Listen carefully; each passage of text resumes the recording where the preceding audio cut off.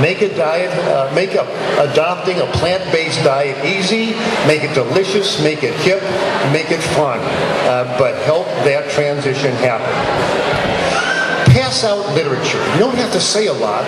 Just if you hand someone a brochure, and there are some very effective ones, and if you aren't familiar with that, I strongly urge that you go to a website of a wonderful organization in the United States called Vegan Outreach. They have a pamphlet called Why Vegan?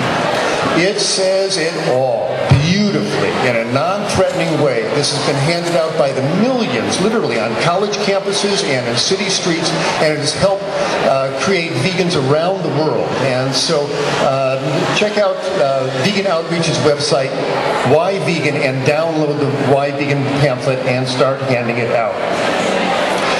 Education does not stop with the public. A very important role, educate your legislators, people in the local communities as well as your members of parliament. They are not aware of the meat environment water connection. You must make them aware. Write letters, get it to your MP's attention, the importance of helping transition to a plant-based diet, because there's much they can do. They can pass tax laws that make it easier for people in agriculture to transition to plant-based crops that they are growing, but by making it financially rewarding for them to do that. So legislation has a huge role to play here, but you need to educate the legislators to make this happen.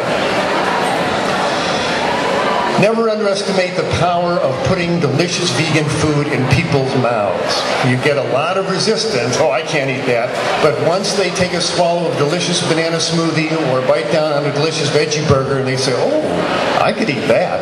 Oh, if that's what vegan food is, that's not so bad. You're 2/3 of the way there. And so use the beautiful power in the food that's available to help this educational task get accomplished successfully.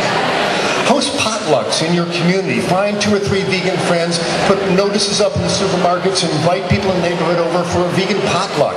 And again, put that delicious vegan food in their mouths and help people get familiar with this, as well as passing out information at the time. Give cooking classes. Goes a long way towards helping people know what to do. People don't know when they're standing in front of their refrigerator, what do I do with this food? Show them, and you help them take that very, very important step. And when it comes to education, I would urge all of us who have an interest in this, reach out to the young people. They hold the key, and we owe it to them. I am never failed to be impressed by the sense of integrity that young people have when you show them the truth respectfully. Don't talk down to them, but when they understand what it takes to put that meat on the table, what it does to the animals, what it does to the environment, so many of them become vegan like that.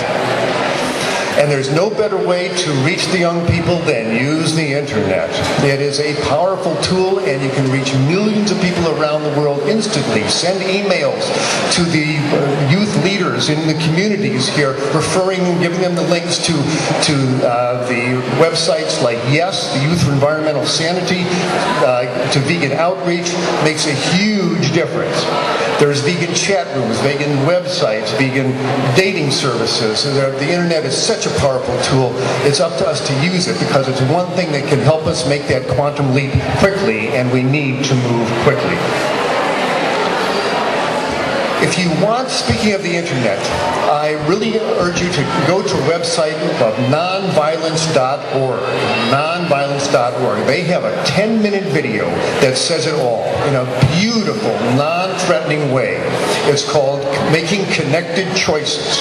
And it's clearly a vegan message, but it cuts through resistance. It says it in a beautiful, gentle, but very powerful way. So that's nonviolence.org. Go there and look at and download the link to their 10-minute video called Connected Choices. And you can take advantage of the power of the internet to educate everyone, but especially the young people. Finally, before we leave the topic of education, a couple of comments. The German philosopher Schopenhauer said, all truth passes through 3 stages. First, it is ridiculed.